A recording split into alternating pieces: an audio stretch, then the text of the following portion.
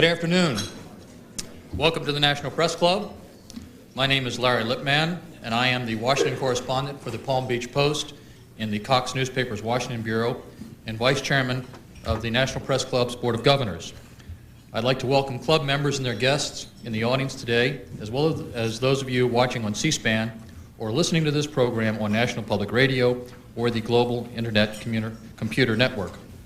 Before introducing our head table, I'd like to remind our members of some upcoming speakers. On Wednesday, May 29th, British Foreign Secretary Malcolm Rifkind will give a major speech on transatlantic relations. On Monday, May 3rd, former President Gerald R. Ford will present the annual Ford Foundation Journalism Awards for reporting on the presidency and national defense. And on Tuesday, June 4th, Secretary of Commerce Mickey Cantor will address a press club audience. Transcripts and audio and videotapes of press club luncheons are available by calling 1-800-NPC-2334. If you have any questions for our speakers, and I hope you do, please write them on the cards provided at your table and pass them up to the head table and finally down to me, and I will ask as many as time permits. I would now like to introduce our head table guests and ask them to stand briefly when their names are called. Please hold your applause until the end. From your right, Al Snyder, the Annenberg Group. Mary Arnold, A Fool. Dean Faust, Business Week. Margaret Gardner, A Foolophile. Carl Sullivan, Financial Planning Magazine. Skipping one of our speakers. On this side, Peggy Roberson, freelance journalist and chairman of the National Press Club Speakers Committee. I'll skip the next guest for a second. Jack Reynolds Communications, and a member of the Press Club Speakers Committee, and the person who arranged today's luncheon. Eric Rydholm, Vice Fool. Linda Boydston, just simply, Laura Boydston, Fool. And I think I skipped somebody. Frank Best, U.S. Medicine. Sorry, Frank. Robin Mazzoli, Bloomberg Business News, and Tracy Longo, Kiplinger Personal Finance Magazine.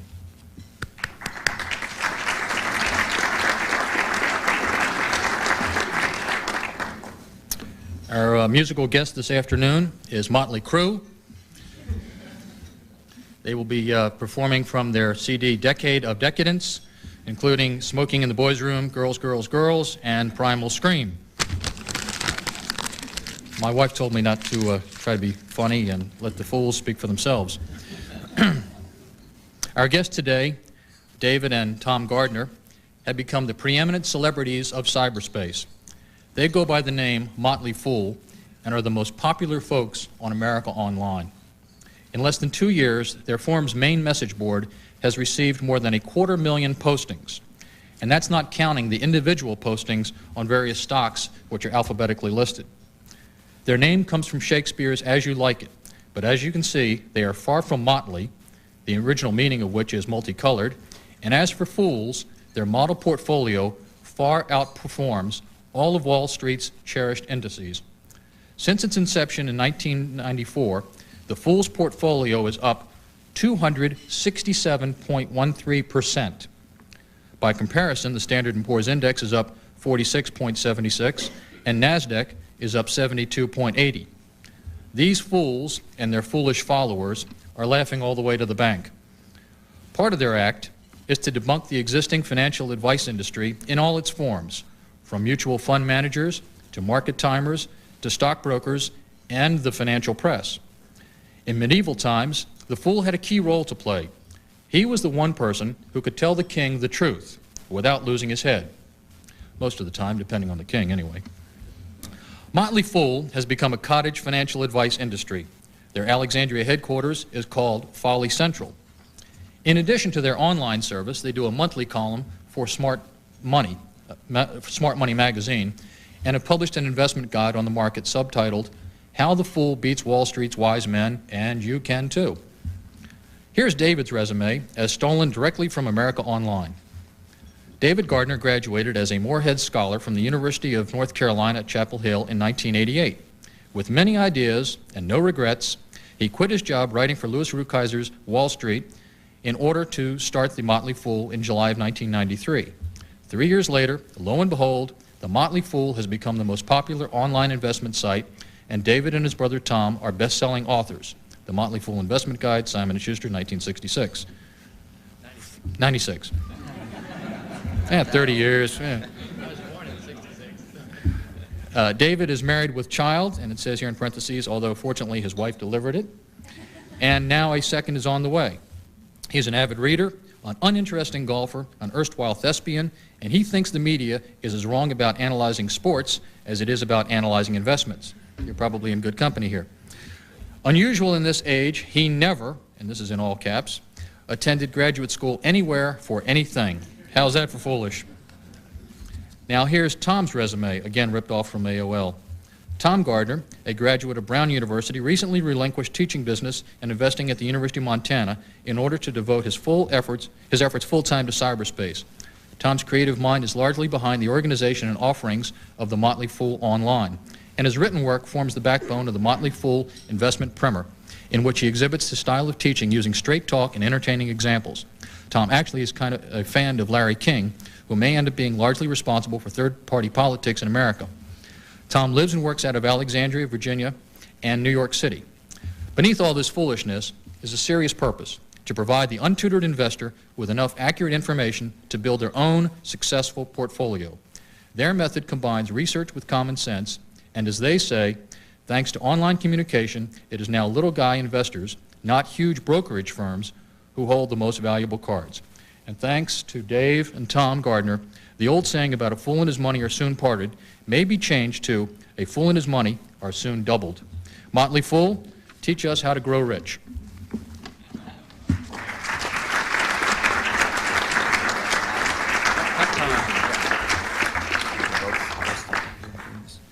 Thank you so much, Larry. Thank you to everyone at the Press Club, particularly Peggy and Jack, for having us and organizing this wonderful luncheon. And it was a great pleasure for us to be able to bring in a lot of members of our company and family to the event. So we've actually stocked the tables and the attendance today. We have a claque. We have a claque, and it was free.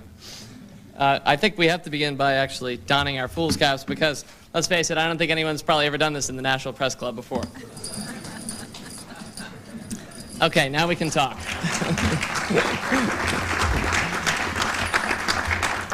I'm going to talk for 10 or 12 minutes, and then Tom's going to follow up with the intelligent portion of the program. I'd like to start with a story. It's a fairy tale. Once upon a time, there was a prosperous country called America. America had fertile land, sun-struck coasts, purple mountains, and a happy people. She sported free public education, expensive but effective health care, and high-speed data networks that anybody could tap into with a modem. In America, more than any other place ever, you could do and say what you wanted, and your destiny was largely, to an almost disturbing extent, in your own hands. In fact, despite the protestations of whichever political party was out of power at the time, America was the envy of the world.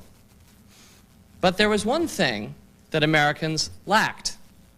Despite their comparatively rich status, Americans had very little understanding of what to do with their money.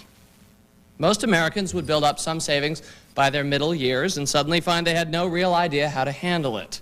As they were mostly a good people, their instincts were right.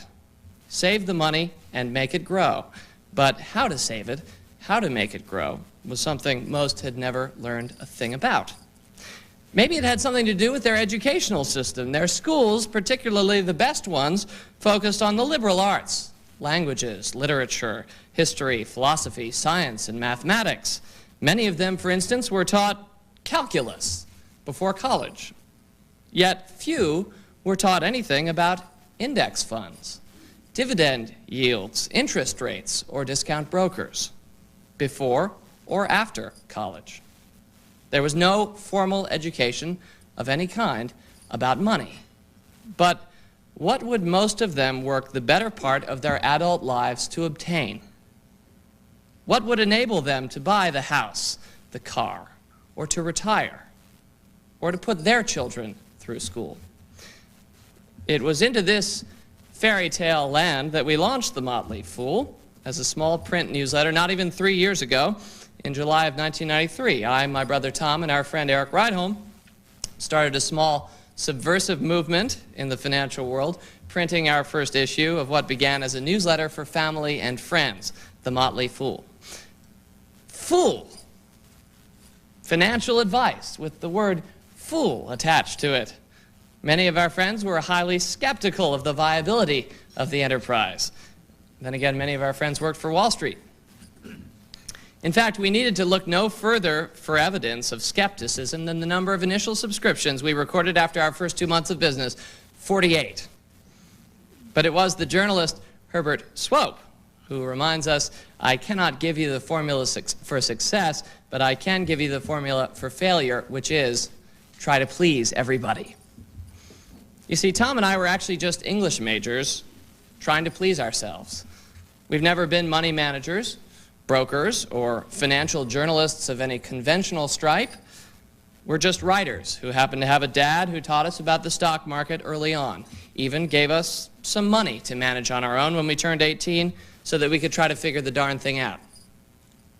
Shakespeare was a favorite of ours going through college, and the theme of folly and wisdom has a very rich literary history. Not coincidentally, perhaps, most of my favorite authors have spoken kindly of fools. Plato, St. Paul, Erasmus, and Shakespeare. We selected our name, as Larry mentioned, from one of the Bard's great passages about fools from As You Like It. Act 2, Scene 7, Jaques enters, having just come across a jester in the forest. Jaques excitedly proclaims that he himself is ambitious for a motley coat. Invest me in my motley, he says, give me leave to speak my mind, and I will through and through cleanse the foul body of the infected world, if they will patiently receive my medicine. For our own part, we thought that if the medicine were expressed in simple terms regarding a subject that concerns everyone's bank balance, with generous doses of a whimsical and self-effacing humor mixed in, maybe, just maybe, the world would receive ours patiently. Our first break came when, on our own initiative and as paying customers, we opened up interactive discussions on a few different online services. Signing online late each night during the winter of 1993-94, we would answer reader questions in a message folder with the unabashed title, The Motley Fool. There we announced our intention to answer any investment question that came our way. If we didn't know the answer, which we often didn't, we'd do our darndest to track it down. 3 months later, in February of 1994, our discussion had become the most popular draw on America Online's personal finance area. They wanted to see a few copies of our print letter, and a few months later, we signed a deal to go online with AOL, which we did on August 4th of 1994. The Fool has since grown into a company of 30 full-time employees and more than 100 remote staffers spread across the nation. That staff is nevertheless small, considering it services the needs of several hundred thousand customers who come through the area every month. We now have a best-selling book on investing, but honestly, I'm sick of talking about us, so let's talk about why all this is happening. Our emphasis from the beginning was on reform. It's right there in the As You Like It quotation. We set out to cleanse the foul body of the infected financial world. The notion that we could actually succeed at this may seem outlandish, coming from two young whippersnappers. But we had a few unforeseen advantages, not the least of which was a fervent belief in and a fairly advanced understanding of the most powerful medium that history has ever seen, the online medium. That gave us a head start. But Tom can talk about the advantages of the online medium shortly. I'd like to close by focusing on just what was wrong with Wall Street, what continues to be wrong in some senses with Wall Street. Not surprisingly, it does concern institutions, because it is the institutions of Wall Street that have grown big, that have grown institutional by taking advantage of the general public's total lack of education about investing. The institutions I'm going to focus on are three of the biggest: mutual funds, Wall Street brokerage firms, and yes, even in these hallowed halls, the press. The typical investment recommended today by most financial planners, most financial publishers, and most financial journalists is the mutual fund. mutual funds are, like youth-worshipping advertising and internet hype, all the rage. Not hard to figure out why.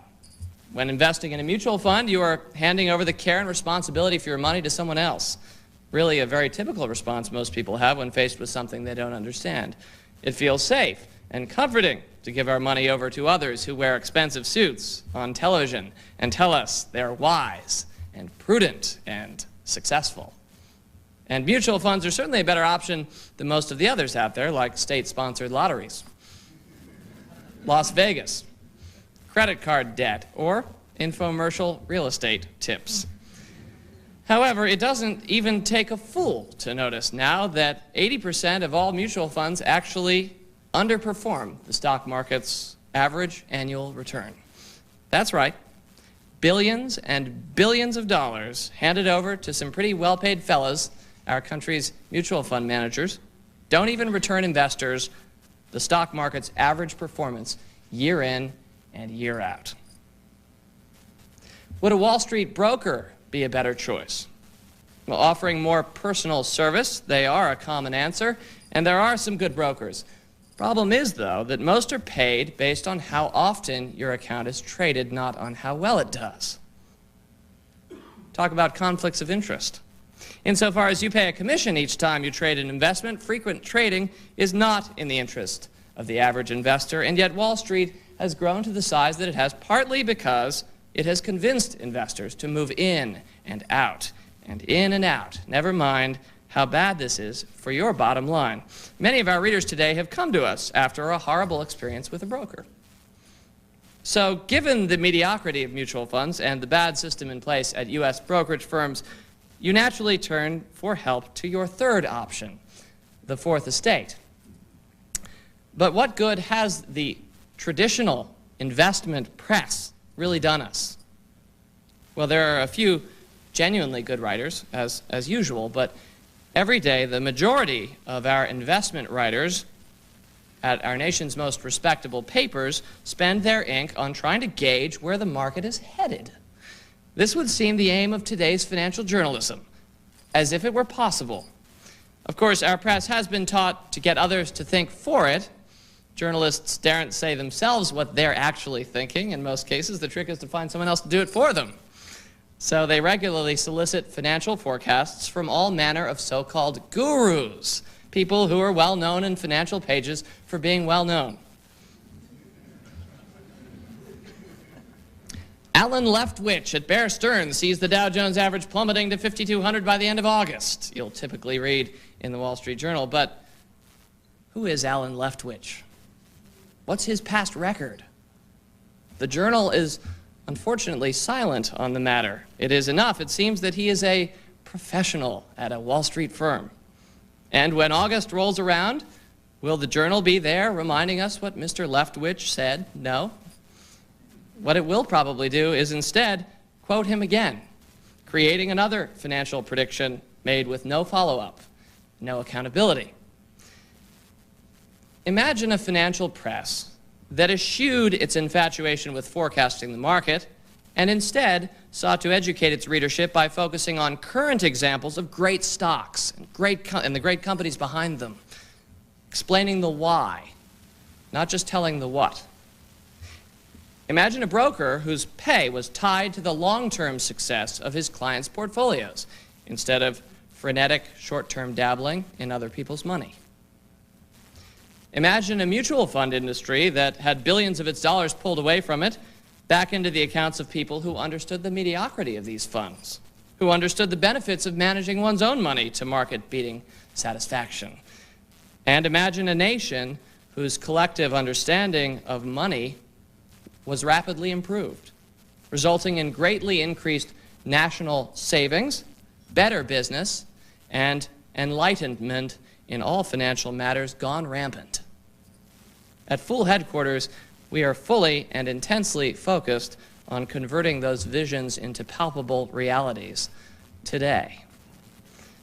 I'd like to close with one observation before turning it over to Tom. That is that what we are seeing today is the product of private industry, not government intervention, bringing about these reforms. Through an effective and disciplined use of this new online medium, our small private editorial organization is dramatically rewriting the rules to benefit individual investors, the little guys who were for decades disenfranchised by the status quo. In an era of Brobdingnagian government, this is highly ironic. In fact, it's not unlike a fairy tale. Thank you.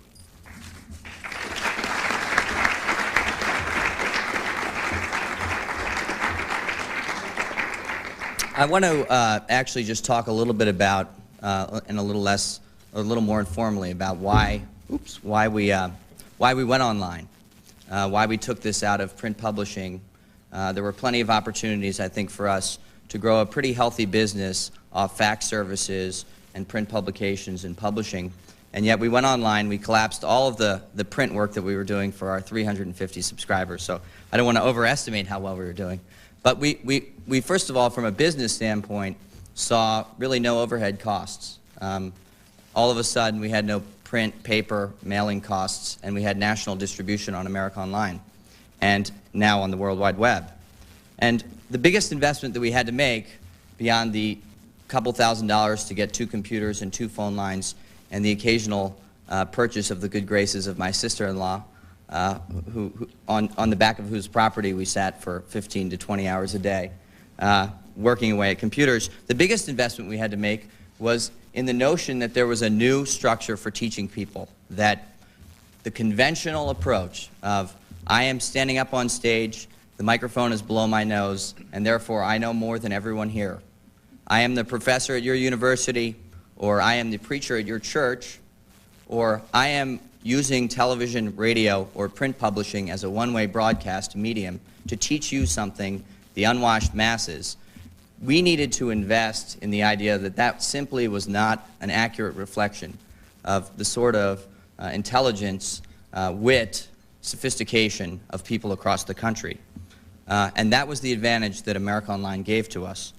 We recognize that the masses are not ignorant, that someone who wants to learn is not ignorant. And it is my feeling, and I think our feeling at Fool HQ, that the press still treats, the financial press still treats their readership as if they're not sophisticated investors. We have found that not to be true. We did not find a perfect world in the online medium, and we don't today.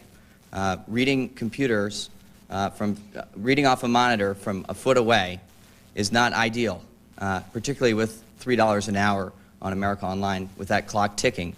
I don't think people are racing home to their living room to read Charles Dickens from a foot away at $3 an hour. So we definitely need to see some changes in the design of technology and in the pricing structure to make this affordable for everyone. Right now, we're catering to a select group of technologists and people who can afford computers, and we would much rather broadcast as a consumer who publishes things at very low cost that can be distributed to everyone. And this is, I think, fundamentally opposed to, or the antithesis of what Wall Street has been doing in its treatment of information and its clients. We wanted to, in the words of Woodrow Wilson, make this America about everyone, not a situation where America is about individuals or America is about some of us, but America is about access to information for everyone. And what more important information than financial information or medical information or a whole variety of different business or entertainment information that heretofore people didn't really have access to. So that was really the first step that we took coming online. And this is not something that we planned out in advance. We gradually, in the process of interacting with people, began to realize what it is that they needed and what we could provide. And the first thing was simply introducing Wall Street to Main Street, getting the financial establishment to understand who the people are out there that they're working for. So the first thing was just a simple introduction, and that meant opening out what are essentially exclusive conversations between Wall Street insiders and public companies. Conversations that you and I as individuals didn't really have access to. A perfect example is simply the conference call. The conference call with analysts at the end of every quarter is an opportunity for analysts and brokers primarily to speak directly with company bigwigs, CEOs, and the executive team. And there are still exclusive meetings that even though we now have access to a lot of them, can report on them back out to America Online so that people can review these materials themselves, and often now increasingly send us questions to ask. Even with that, there are still instances today where information is not distributed equally, and that is an advantage that I think we're going to see the end of with the growth in the online medium. So the first thing, I guess I should rush a little bit, the first thing that we wanted to do was just expose the business models of Wall Street to people across America and give them access, equal access to information. The second thing that we wanted to do was to align the best interests of Wall Street with the best interests of the individual investor. That actually this isn't a zero-sum game, that there's a circular function here and there's opportunities for growth for everyone in an educational environment. Warren Buffett has made a career of investing in consumer demand businesses. We saw a great opportunity to leverage the work of consumers, and America's business is driven 65% by consumer demand. We saw a great opportunity to give consumers the information they needed to invest in the companies that they purchased products or used services of. And this is exactly the sort of company like Coca-Cola that Warren Buffett has invested in and made a small fortune off of. We saw an opportunity for everyone to participate in that, for that not to be a select situation where people felt, well, I don't know anything about investment, I never got any education, and yet I'm out using my credit cards and purchasing a lot of things. I know exactly what it is that I demand as a consumer, but I'm not able to follow that purchasing with investments. So we wanted to align the best interests to give research, to build research teams online among consumers that eventually, and I think already right now we're seeing Wall Street is taking a very active interest in what's going on because they need to know what mass consumer discussion is about a whole variety of public companies out there. They need to be in on that, and there's a good example of it in our forum. Rainforest Cafe, which is a themed entertainment restaurant, got a fairly big following online. The stock was trading only around $5 a share. It was a small, pretty much still a startup business, and people began researching what was going on with the development of Rainforest Cafe, which now has some pretty extensive agreements with Disney. This is a stock, by the way, that the Fool portfolio unfortunately did not participate in. But one of our staff members who runs one of the largest Hispanic-owned businesses in Florida is in the frozen foods industry, and what we first introduced, I think, and what he first introduced online is the idea that because I'm in this industry, because I use these products every day, I know more than the MBA-trained analyst who was assigned to the restaurant industry by a firm in Manhattan. I know, because of my experience and because of the opportunity now online to talk to other people about these restaurants and about the food industry, I actually have an advantage, again, because I use these products. So what happened was, because of Aristotle Muñoz and a variety of people that he built up, we ended up with a team of researchers who were going into the Rainforest Cafe, asking anything that they thought would in any way give them more information about what the fair value of this company was. So as they build a new restaurant, we actually had fools talking to construction workers, talking to the contractor, asking what the costs of this are going to be, what sort of talking to various restaurants around and asking questions. And that's what's happening now. We are leveraging in a way that we may have dreamed possible over a long period of time, but that's happening much more rapidly than even we thought it would. We are having teams of hundreds of people searching out primarily consumer companies now and finding what it is, what products and services are most attractive to people, and they're working on financial statements together. That stock has gone from $5 a share to $45 a share in a year, and that 9 times their investment is still being portrayed a little bit in some situations as driven by these investors, when it's really driven by the education and the research. Understanding what it is that makes a great company grow. These companies have grown like this. Small caps have gone from 5 to 40 in 12 months for years, but individuals and consumers haven't had the opportunity to participate in that because they haven't had access to information. They haven't been able to research in an investment club format. To close, I really think that we have really only just begun here. The final step is essentially dissolving Wall Street into Main Street. Again, working together, collaborating, leaving behind the notion that we have we have a game that only a select group can win and other people can't participate in. That is not our feeling about open markets. And our feeling is that consumer businesses are going to continue to flourish now as more and more consumers can talk about the products and services that they use. And I do want to just close with one little follow-up on what David was saying about market predictions and how ridiculous we think they are. Occasionally we have to get dressed up in full gear and let the media make fun of us just because we know getting our name out there is on occasion what counts.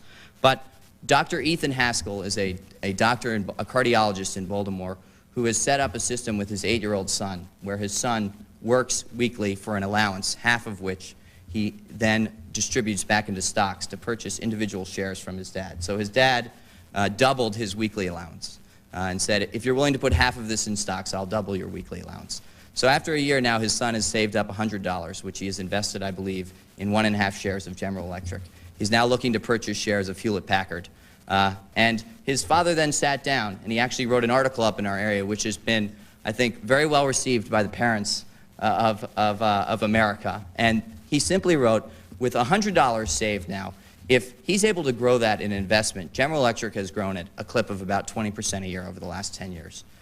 The fools talk about some investment approaches that seem pretty simple that could generate 20% growth per year. So what would happen to that $100? At the age of 8, when he's 68, what will that $100 be worth if it grows at a rate of 20%? And the answer is $5.6 million. And that doesn't include commissions, and it doesn't include the taxes that you would have to pay there at the end. But I think it's a pretty telling statistic in terms of not trying to predict the market, adding money each month, and using the stock market as a savings vehicle that has a fairly predictable rate of return, rather than as something that's frothy today that you should be thinking about getting out of, that you need to generate more commissions for a financial establishment that has, I think, become addicted to them. Then, before ending his article, he simply said, well, what would happen if my son added another $100 a year? Just put another $100 a year away every year for the rest of his life and got 20% returns on that. And at the end of the 60 years, at the age of 68, he would have over $33 million, just putting $100 away and garnering 20% returns.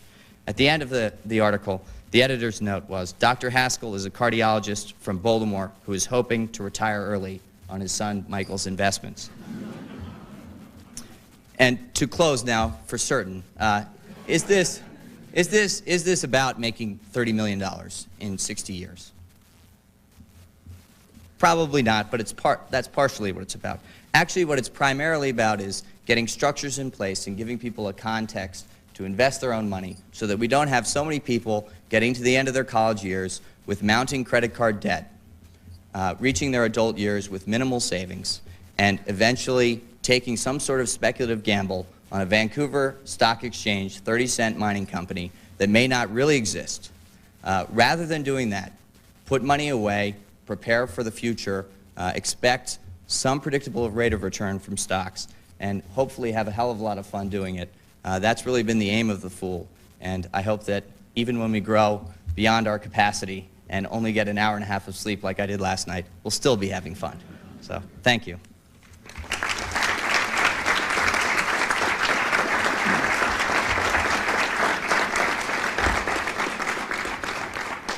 Thank you very much. Okay, I think, Dave, you were going to take the first question? For a first-time stock buyer, what would you recommend aside from reading your book? Well, we actually, that's a very important person for us because that's the position that most people are in. Most people actually don't own any stocks at all. So our answer is that we do ask that they read our book first because our book provides them a context for understanding the decisions that they'll be making, which is what so many people lack. But the very first stock that we would typically suggest somebody buy would be one of the Dow, the big Dow dividend approach stocks that we teach in our book. These are basically some of the biggest companies in America that pay high dividends and are relatively safe. So, for example, in our Fool portfolio, we currently own General Electric, which is one good example. We also own Chevron and Sears, two other good examples. And those are companies that whose fortunes you should feel pretty safe tying your fortune to. and it's a good launching point for investing. But again, those are selected using a specific approach that we teach in our book. So I wouldn't want somebody just to buy one of those stocks without really understanding why. Before I go to the next question, I want to recognize Tom and Dave's grandfather, who's sitting here. He's 93 years old, and thank you for being with us.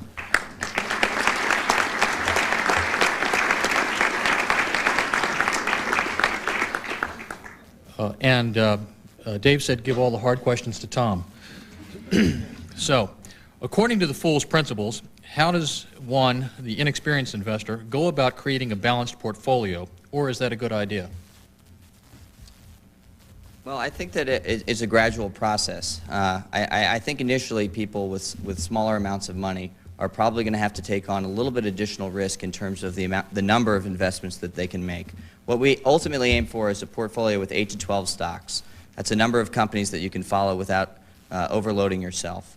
And again, I think David said, just simply begin with the large capitalization stocks. One of the things that's so misunderstood, unfortunately, is the idea that companies, huge, very profitable companies, actually get overpriced in a way that would put you at risk.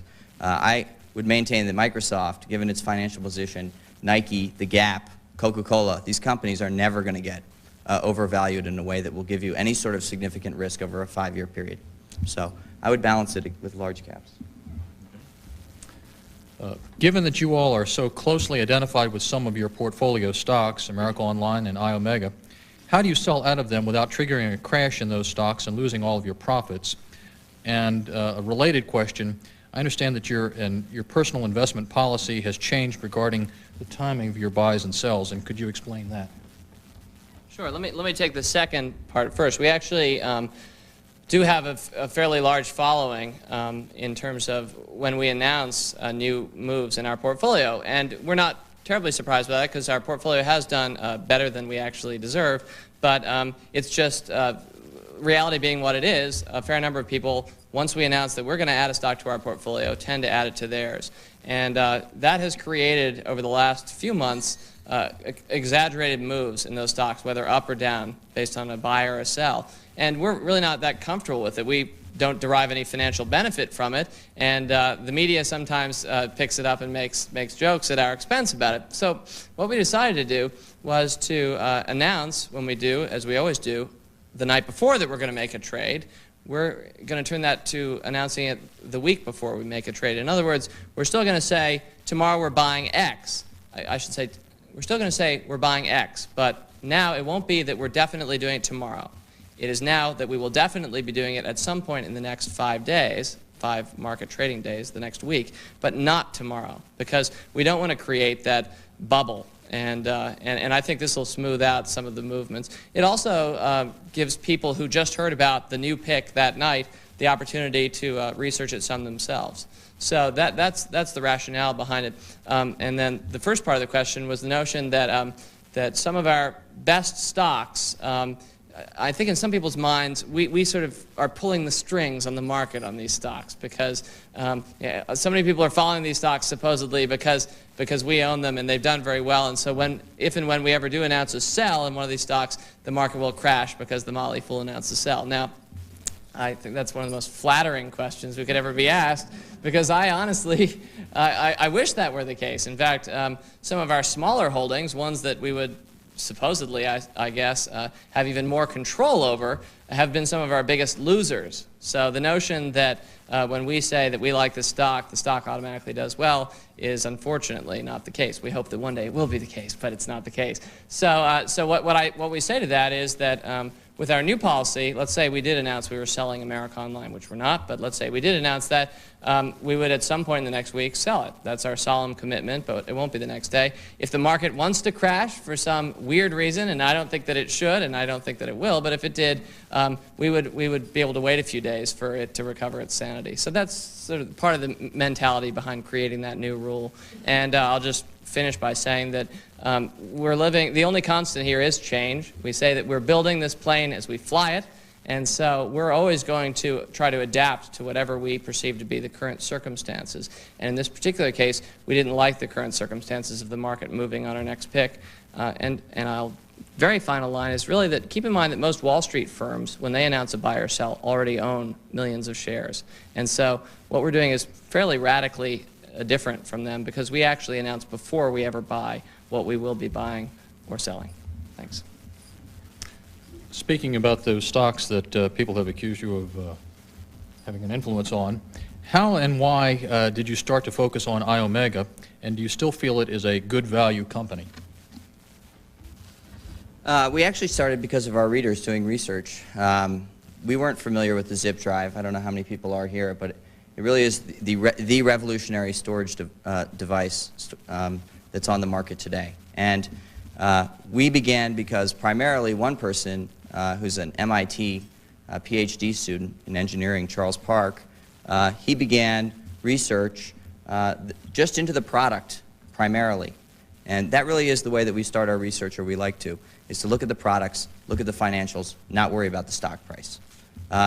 After a while, that folder began exploding. We saw the stock rise from $5 to $15 a share. And actually, these are situations that we like to find ourselves in, companies that have tripled, because that tells us that's a good screen to work off of. Not all of them are great, but that does tell us that things are better than they've ever been before with this company. The market perception of what's going on here is that there's real growth. And again, that doesn't mean it happens in all cases, but in this case, after doing the research, we decided that we should get some money in, and we never invest, say, more than 10 to 12% of our total assets in any one stock. So we didn't overload in it. We put $5,000 in it. The stock, which we purchased at 2.5, adjusting for the splits that have come since, is at 46 today, and that's in a single year. That happens, in our mind, because you have incredible consumer demand, and you have a management team that knows what they're doing. And so my feeling about it is it has moved up incredibly rapidly. When we begin to look at the financial statements, we may see a company and the projections for growth that is pretty fairly valued right now. But when you actually look at management and opportunities that can't be seen, like OEM deals, getting the drive into a computer, a Dell computer or a Compaq or any variety of these PC makers, if they're able to get this drive internalized in, their sales are going to go up even more rapidly than I think any of us can predict. And a last little bit on that, the disks is where they make their money, and so those profits really haven't flowed through yet. They get the drive out first as the platform for their higher margin sales in the way that Gillette does with their razor and their blades. The blades are the higher margin items. So it's very difficult to project where the stock is going. We're not really concerned about where it's going in a month, where it's going in 6 months. We're continuing to look at the company, and having had an opportunity to talk to a bunch of people when we were out at the shareholders meeting, we got a pretty good sense that they're in for the long haul. So we may be as well. Okay. I've had several questions on the same theme here, so let me try this one. Do you expect to remain tied to America Online, or with the rapid expansion of the World Wide Web, do you see your method of expertise being available to those on the internet who have foolishly subscribed to some other net service? Actually, our goal at the Motley Fool is to be everywhere, and that's why we have an America Online site. We do have a worldwide website. We've got the book, we have the Smart Money column, and we're looking at other avenues of distribution as well. But that's our goal, because exposure is the biggest challenge to a small company like ours. Fortunately, through this new online technology, gaining exposure and serving people on a wide national basis is easier than ever before and can happen more quickly than ever before. So I'll just mention that yesterday in the Washington Post, Alan Sloan mentioned that America Online was in for some trouble, and it pointed out that the Motley Fool you can now get for free on the internet, so why do you need to pay America Online? To correct that, though, a little bit, I need to point out that the Motley Fool has been available on the internet for a couple months now. It is a popular site on the internet, but over that time, our America Online growth in usage from people has been in excess of 20% month over month. So that what we're really seeing is that our bets, which we're placing as many places as we can, are paying off in more than one. So I think, unfortunately, the media tends to view things too much as an either-or. Either America Online or the internet. Can't be both, but I don't think it's mutually exclusive. Where did you get the money to begin investing, and how much money did you start with? Thanks, Dad. We have a tradition in our family of trying to pass something down.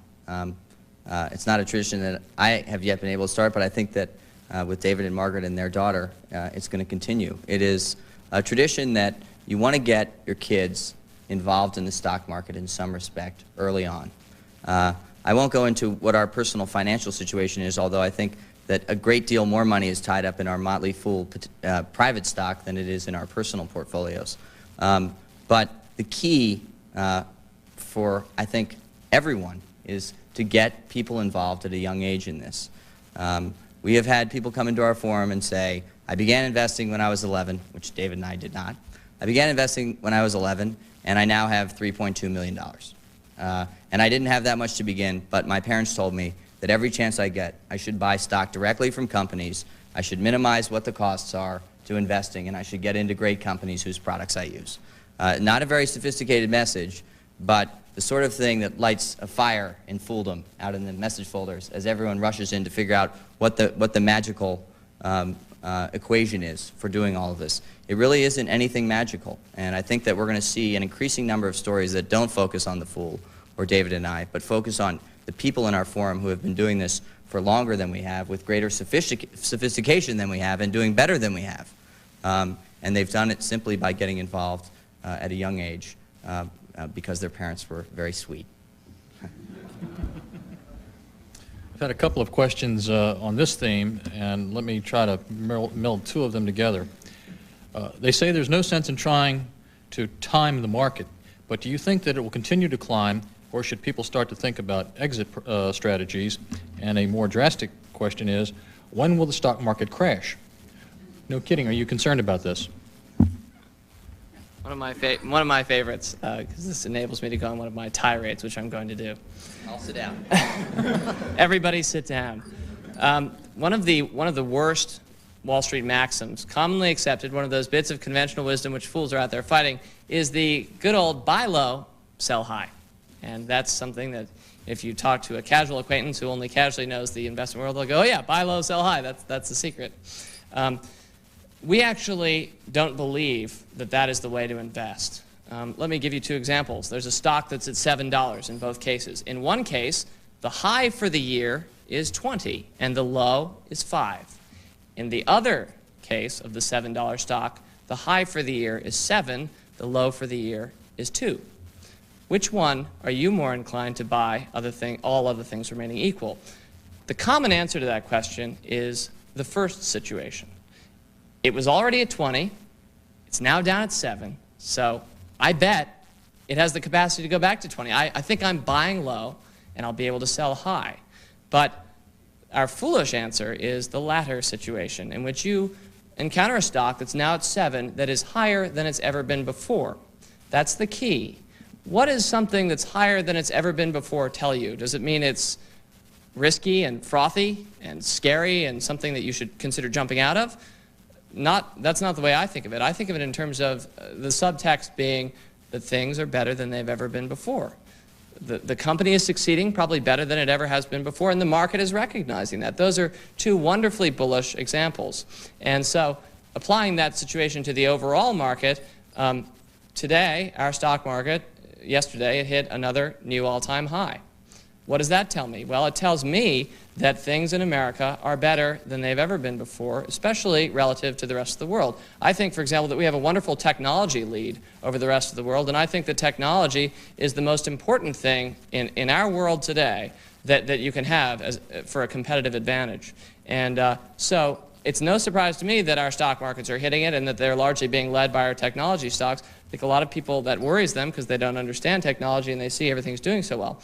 But I'll just close by saying that I don't foresee the market crashing anytime soon. It will crash at some point, and I won't foresee it when it does. But that doesn't concern me, because the whole point of foolish investing is to buy and hold for the long term, so that if you do have a bad 3 or 5 year period where the market declines a drastic 40%, you can actually just hold right through it, not sweat it, just keep adding your money. At this point, you'll be buying it at a significantly lower price, and therefore probably a better value for the long term, and just keep adding. And that's really our feeling. So we never try to time the market because we think the biggest mistakes made are by those who are going to try to scare you out of it and say, by the fall, you better get out. And what ends up happening is that the year forward past the fall ends up being one of the best years, in market history, and you're sitting there just kicking yourself. So we totally get away from that emotional pressure. And as Tom was saying earlier, just buy and hold. You rail against the institutions of Wall Street. How will you keep from becoming a guru-type institution? First of all, going back to Dave's answer, I can't believe he didn't just take a shot at Nostradamus-style prediction and say something like I will, like September 19th of this year at 2 p.m. What was the question again? I was thinking of that. I have no idea. Oh, how are you going to... how do we keep from becoming a stuffy, guru-laden institution? I think that the answer to that is to maintain an open company. If we do go public, our aim, which we have talked about internally, is to produce our sales and earnings per share numbers daily in full view, so that 3 days before we announce earnings, we don't step up and go, by the way, we underperformed our sales projections by 40%. And we cashed out of our stock at the end of last quarter when that window opened because we sensed some trouble. We actually want to present things in an open fashion to everyone. And whether or not we can pull that off, we would have to do it before consulting any legal services. But that is going to be our aim, to make the Fool something that we want you to walk away from. We want to build a system for you that you can put into place. We will find ways to grow our businesses, our various businesses, in a lot of different fashions, I think in some atypical or untraditional ways. But our aim is to build a context for you to do this for yourself. So I think that that in itself protects us from becoming an institution that people end up getting sick of. We'll see if we can pull it off, but the emphasis in the online world, in our opinion, is going to be on openness in a way that most businesses don't yet foresee. Is making money a goal in itself, or do you invest for fun, hoping the money will follow? The goal of investing is to make money. That's our point of view. We don't touchy-feely invest. We're not trying to feel good about what we're doing. We're trying to make money. That's the goal of investing.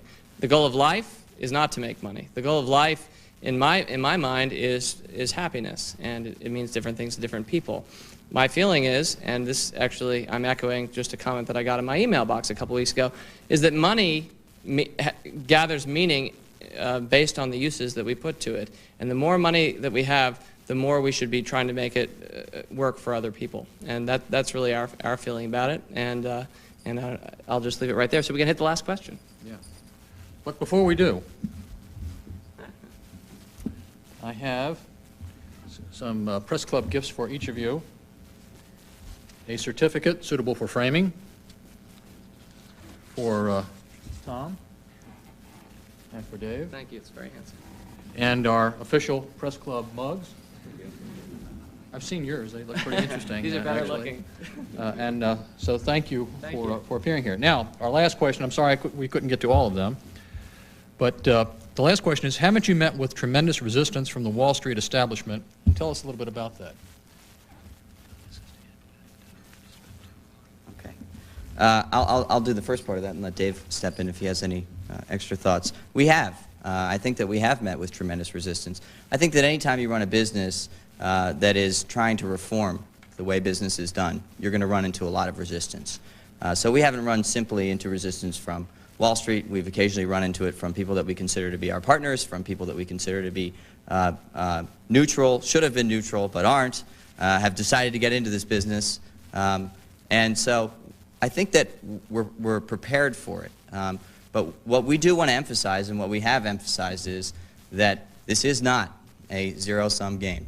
It never really has been in the financial world. And if you look at institutions, you don't really see cutthroat competition. You see internal management of their business as a way to grow it, rather than worrying about what their competitors are doing. And I think that that's what's going to end up happening, again, in an open, digital, consumer-driven environment, that there are going to be so many opportunities for businesses that link together at least if they're public, their shareholders, their customers, and their employees. They make their customers their employees. Their customers so love the product that they go out and market it. They make their employees their shareholders, and they make their shareholders their customers. They sell them things at shareholders meetings. And so, I thought I had a... So anyway, I think that I was going to filibuster this. I think that we've run into a lot of resistance, but the people that we haven't run into resistance from are the people that are focused on education in the financial industry, of which there are many, many, many great Wall Street analysts that pick up the phone whenever you call, that want to help anyone learn how to invest their money. So resistance from some people, and at least the educational side, no.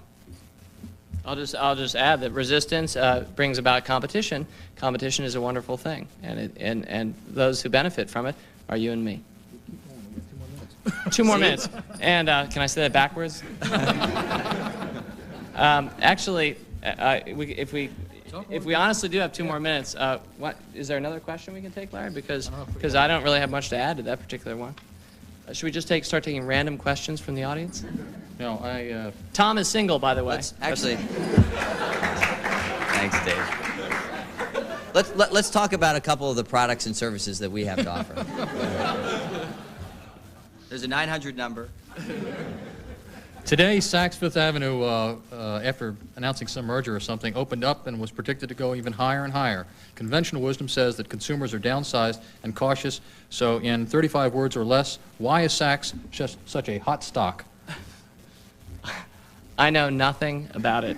and that gives me a good opportunity to waste about 30 seconds by saying that we really don't know that many situations out there. There are over 9,000 stocks traded on our American exchanges. We only follow about 50 to 100 of them. I think that the media sometimes wants us to think that we have to follow everything, so that, Saks, well, I guess I should feel out of the loop now that I don't know this hot bit of news, but actually it doesn't really concern me and my investments. And so what we're always trying to do is just focus and only pick out those things from companies that we think are important to know, and only pick out those companies that we think that are important to follow. So it gives us a good opportunity to talk about this information age in which there's way, way too much information, and I think a fair amount of our business and other businesses will succeed based on how well they filter that information. Dave and Tom, I want to thank you for coming here, and I'd like to thank the staff that has helped put this luncheon together. Melissa Bender, Chad Taylor, Melanie Adbo McDermott, Dermott, and Howard Rothman for organizing today's luncheons, and we are adjourned. Thank you.